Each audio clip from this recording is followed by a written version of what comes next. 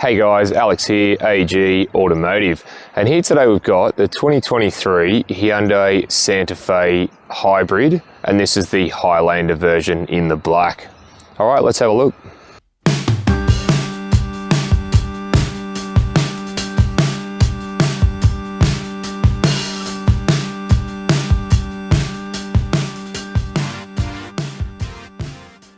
Alright, before we get into the video, just want to do a shout out to Booth's Tuggerah, who were nice enough to let me have a look at this today, and I'll leave their contact details down below. And if you are after either the Santa Fe or any of the Hyundai range, do let them know that Alex from AG Automotive sent you, and they will look after you. So at the front here, you've got the big Hyundai grille, and it's not over the top like some of these other car manufacturers. You do have the badge there and the front camera. And I do like how the silver trim has sort of broken up the black, so it's not all black. Now, you do get a slight, as this is a slight face update from the previous model, you get the nicer looking LED daytime running lights, and you get the headlights and high beams down below. Now, also you get the radar cruise control, which is that black box down the bottom there, as well as the front parking sensors, as this is the Highlander model. So what are your thoughts on the updated Santa Fe? Have you got the older one? Have you got one of these on order, or are you lucky enough to have one of these already? Let me know in the comments. So the wheels on the Santa Fe are 19-inch wheels, and Hyundai said that these are more aerodynamic, this style of rim, and I don't know, they do have sort of that piano grey and silver trim on them. I'm not sure, I'm not a big fan of the current one. Maybe it'll grow on me, but what are your thoughts on that? So you do have the little camera just there, if you can see it. And it's nice silver chrome trim piece there around the windows. You get the chrome roof rails, as well as the dual moon roofs and the sunroof there. And I like it how the silver trim is along the bottom as well, just to break it up that little bit more. So coming around the back there, you've got the Hyundai badge, you've got the Santa Fe badge there, as well as the H-Track and hybrid there, so that people know you do have the hybrid. And again, the silver trim has continued along the bottom there. I think it's just a nicer touch, more sort of upmarket or luxury. Alright, so I just wanted to show you the remote control feature for the Santa Fe. Now, it's only available on the Highlander model, which is this one. So I'll just start it with the key, and that's the electric engine's kicked in, and we'll just come forward. Look at that, that's cool, eh? I'll let go of the button, it'll stop and go into reverse, and it will reverse. And this is very handy for getting out of car park spots that people park too close to the car. Alright, let's go and have a look inside. Alright, just in the Santa Fe. Now, first impressions is it's quite nice in here, sort of upmarket, a bit luxurious. And it's a bit like we're on the Starship Enterprise. Because here on the bridge, the center console, you have a whole array of buttons. So, beam me up, Scotty. Right, so to the right of the wheel, you do have a few buttons here. You do have traction control, you can open and close the boot. You've got your lane departure warning and your height adjustment for your lights. And then below that, you do have your handbrake or finger brake. Now, the steering wheel itself, full leather, really nice to hold. And you do have your phone controls and audio controls on the left, and you do have the cruise control and your menu controls on the right as well. Now behind that, you do have your paddle shifters And then you've got auto headlights and auto wipers. Now we'll come to the dash itself. Now I'll just go through a couple of things. You can change the dash color, so you've got things like the eco mode, you've got sport, and you've got smart. You also do get a digital speedo. You've also got your trip computers there. You've got a little picture of the car that shows whether the battery's being used or charged. And then you've got a few things like your navigation. You've got what power is going to which wheel, and you've got your safety features there. So we'll come over to the media screen. Now the media screen's very easy to use and very fast to scroll, and I'll just go through a couple of things. Now we've got the navigation, so I'll just go into that. And as you can see there, full screen and very easy to operate. Now, another thing the car has is Apple CarPlay and Android Auto.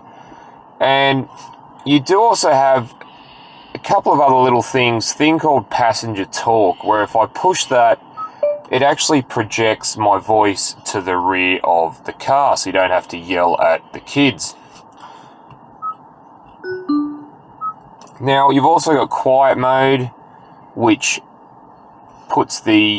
only has the front speakers engaged if you have sleeping children.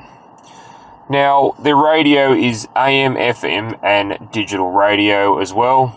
That's another nice thing. You've got your climate control settings on the screen, or you can do it off screen if you like. Now, further down the bridge / center console, you've got a few shortcut buttons at the top there. You do have a volume knob and a tuning knob. Again, my favorite, having the volume knob there.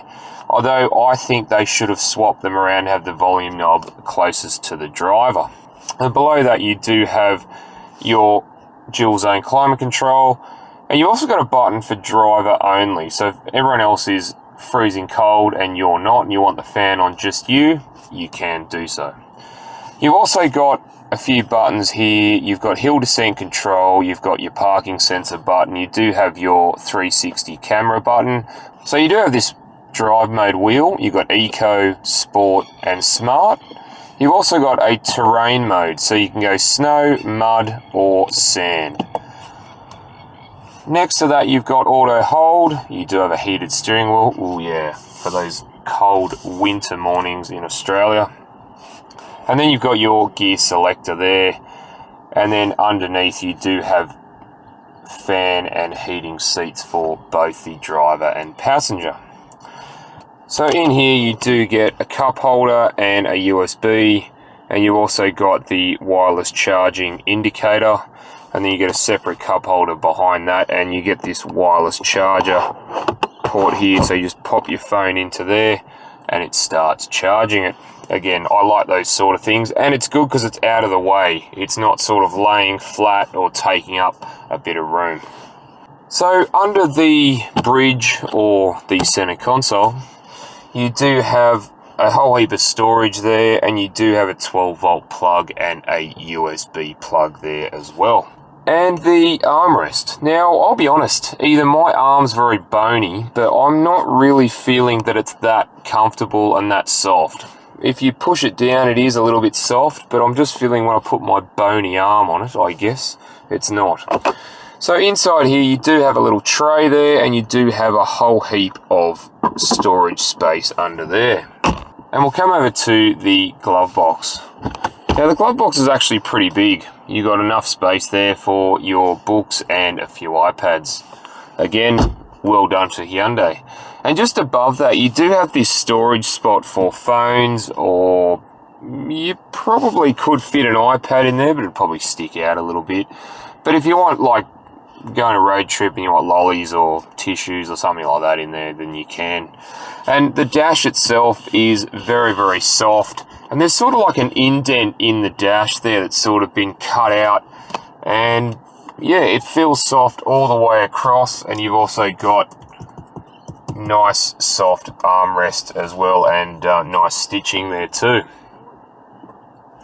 Now we'll come over to the dual moonroofs and sunroof. So I'll just open that, the moonroof to start with, and that is massive, I will be honest. Now you can tilt the sunroof or you can open it completely. Let's open it completely.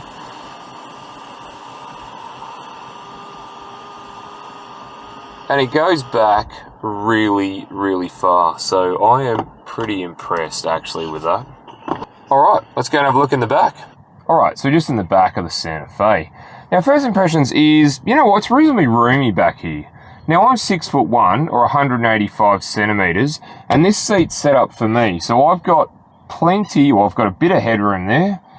Even more if I tilt my head and the moonroof is exposed. Now, knee room, leg room, and foot room is all really, really good, and both of the seats can be manually adjusted forward or back, depending on leg room for the middle seat passengers, or if you have kids in the back and you need to move these a bit forward a bit. Now, you do get two ISOFIX spots there and two behind me, and you do get a really, well, that's really soft actually, that really soft armrest in the back, which they should have done for the front, because I would have been a lot happier had it been a lot softer in the front. And you do get 2.5 cup holders there as well. You do get map pockets or iPad pockets behind each seat, and you do get ventilation and 2 USBs. Now there is some buttons on the passenger seat that you can actually move the seat back electronically, the base and the back support. All right, now you can get these with captain's chairs in the middle, which is easier to maneuver to the back, very, very back. However, this is the 8-seater version, so it's got the 3 seats, 3 in the back, 3 in the middle, and 2 in the front. So what do you reckon? Should I get in the very back? Yeah, all right, I'll give it a go. All right, so we're in the very back of the Santa Fe, and it's not very comfortable. I've folded this seat down and pushed it all as far forward as it will go, and I've pushed this seat forward a little bit, and there's still not a huge amount of room for me in here. You do get the rear aircon, that's pretty cool, and the vents are just there, which again is nice, and you do get a USB on this side, and your 12-volt plug there as well. All right, let's go and have a look in the boot. All right, just in the boot of the Santa Fe. So here we have, with the 3 rows up, there's 130 litres of boot room, which isn't a huge amount. Now, if I was to put the rear seats down,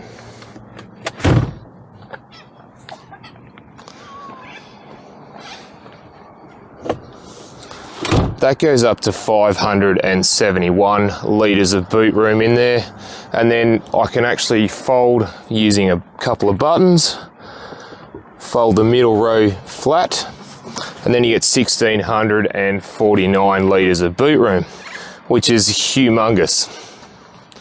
Now in here you do get some breakdown tools and a battery, along with a little bit of storage space just there. All right, let's go and have a look under the bonnet. All right, just under the bonnet of the Santa Fe Hybrid. So here we have a 1.6 litre turbocharged 4-cylinder petrol engine, and it produces 132 kilowatts of power and 265 newton meters of torque.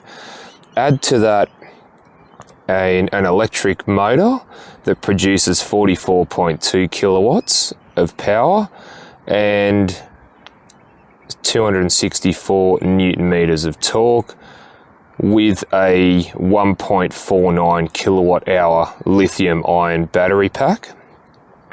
So the total power output is 169 kilowatts of power and 350 newton meters of torque.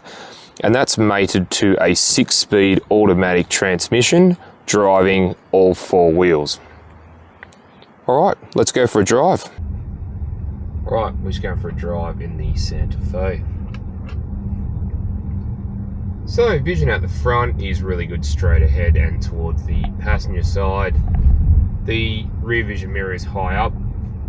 And speaking of rear vision, it's very wide and it's got a bit of depth to it, although if you do have people sitting in the third row, it won't be as good. So vision out the sides, again, you get really good visibility all the way to the back corner, and the mirrors are sort of curved and big enough and wide enough to have a really good field of vision, and you do have the lane detection or lane departure warning there as well. So it's very quiet in here. Obviously, being a hybrid, most of the time around town you're in EV mode, like we are now.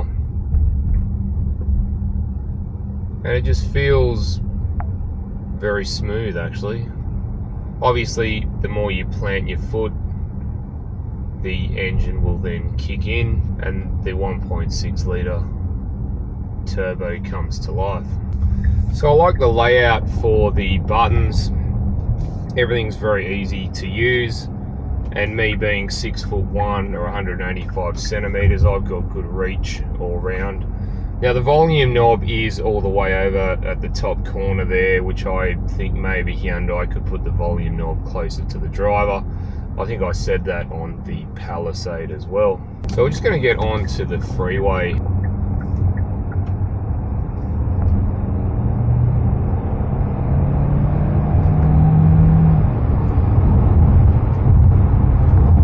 Yeah, that was sort of rolling start from about maybe 50 to 110, and it just sort of was very smooth.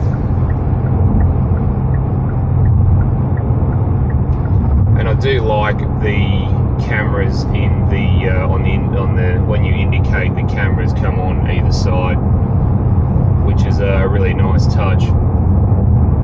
So for a big SUV, I'm really impressed. Around town, it's very, very quiet, easy to drive, easy to maneuver.